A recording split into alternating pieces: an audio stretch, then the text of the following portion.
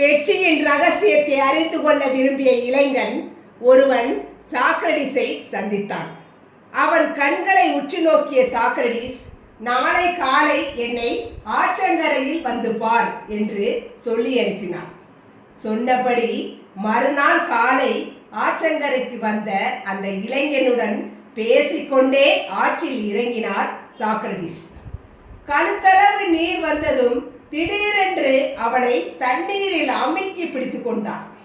தடுமாறி போன அந்த இளைஞன் காற்றுக்காகவும் தலையை வெளியே எடுக்கவும் போராடினான். நீரிலிருந்து வெளியே வர மிகவும் போராடி கொண்டே இருந்தான். சற்று நேரம் கழித்து அவன் தலையை வெளியே இழுத்த சாக்ரடிஸ் அவன் ஆழ்ந்து மூச்சு விட்டு கொள்ளும் வரை காத்திருந்து விட்டு பிறகு கேட்டான், இப்போதைய இந்த சூழலில் நீ எதை பெற பெரிதும் போராடினாய் என்று கேட்டான்.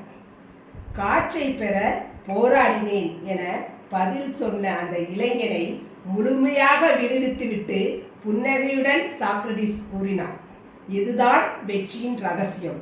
நீ வாழ்க்கையில் வெற்றி பெற விரும்பினால் நீ போராடித்தான் வெற்றி பெற முடியும் என்று கூறி அனுப்பி வைத்தார்.